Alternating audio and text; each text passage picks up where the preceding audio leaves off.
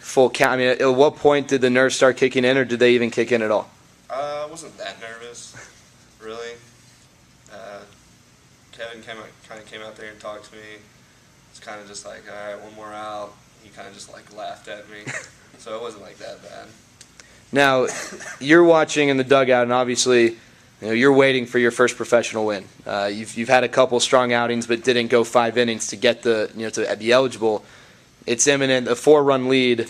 At least from my feeling, the game's never over, but it seemed pretty sure that the game was going to end in the Voyagers' favor. It was just a matter of how many hits were going to be on the board. Were you nervous at all with in the 9th inning, 1 out, 2 outs, whether the no-hitter was going to stay intact, or did that not bother you? Joe's on the mound. I don't need to be nervous. Either one of these guys, Blake, Drake. No, I have faith in my teammates. No, not at all. What about you behind the plate? Were you nervous at all? No, not at all. I mean, like Joe said, I think it was the 8th inning, and I struck out the first kid with the ball, the ball got by, and the guy got on first, and we ended up getting 2 more outs.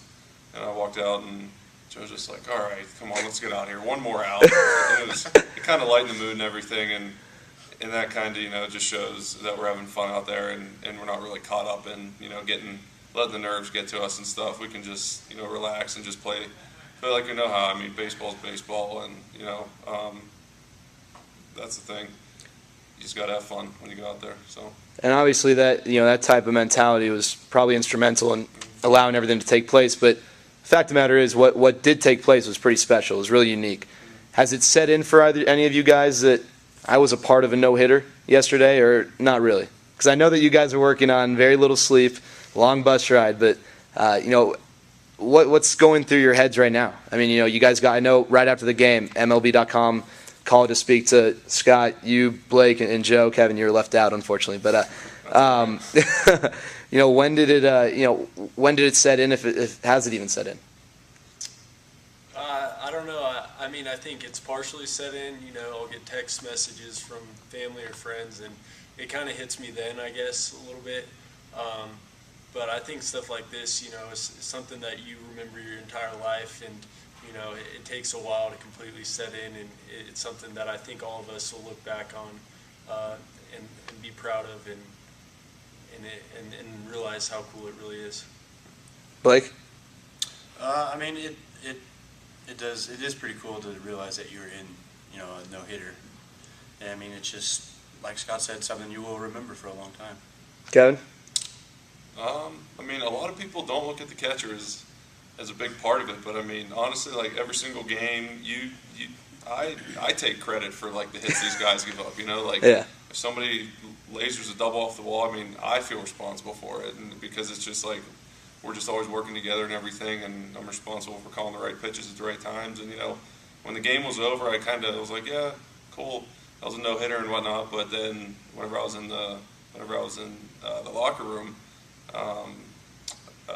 Newman called me in and handed me the official coach's lineup card and stuff, and I was like, what's this for? And he's like, do you not realize like what happened tonight? And I was like, yeah, I mean, it was a no-hitter. He's like, you better cherish this night, because that doesn't happen a whole lot. You might want to frame this, for memories. And it still like really hasn't hit me that much. Like I didn't realize it was that big of a deal. But whenever I talk to a few guys, and they're like, you don't understand. Like only like a few of these happen every year in the minor leagues and everything. And it was cool to be a part of one. And now it's kind of setting in and starting to realize how big of a deal it is. So. Well, Mr. Nonchalant to your right, our left on the video screen, just wanted to get out of there. Has it set in for you? Yeah, I mean, it didn't really hit me until like Newman gave us like the scorecard or whatever. On the bus? Yeah, on the bus. And whenever I had to talk to that guy on the phone, he was just like, you happy to be part of history? What are you talking about? Well, it is. It's a big deal now. You were on the phone when I first saw you. Scott, you were on the phone. Blake, I don't know what you were doing when I first saw you. And Kevin, I think you were just kind of sitting down. But first phone call that was either made to you or that you made after the game. Who wants to start? I always usually get a text from my dad after the game and stuff. But, this time this one was a little more special. And he kind of realized it a little more than I did. He was just like, just saying how proud he was of me and stuff, and just saying that that's a really cool accomplishment and whatnot. And, it's awesome to have that support back home, especially whenever they're 2 hours ahead of us. So it's nearly 12. Yeah, they're staying up late to watch it. Yeah, yeah, yeah. exactly. So that's always great to have. And yeah.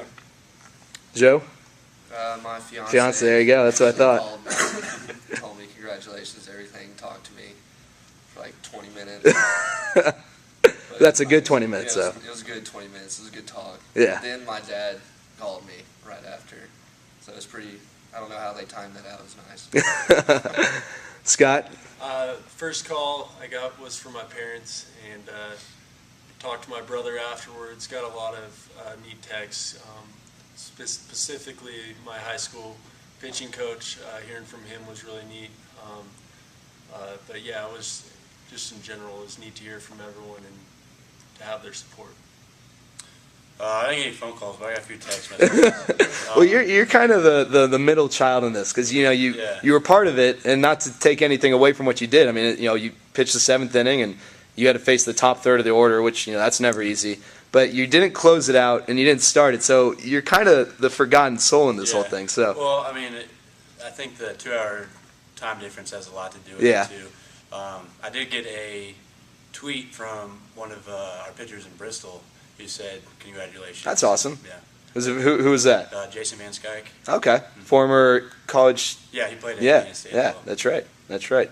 Well, guys, I just, I think on behalf of everyone that had to go on the bus, I want to thank all of you for speeding that game up because we obviously got in earlier, allowed us more sleep. But personally, I just want to thank you guys because as a broadcaster, it's a dream to be able to call a game like that. And that was really special. And all of you guys and everyone, the 7 guys that play behind the mound, they had a huge role. And, the coaching staff and everyone obviously, had a big part of it, but you 4 specifically. So, thank you from me to you. That was really neat. And I'm sure all the Voyagers fans feel the same because being a fan of something like that is also really fun. And I know all the fans are having a good time with that. So, gentlemen, you're now a part of history. No one can ever take that away from you. So congratulations.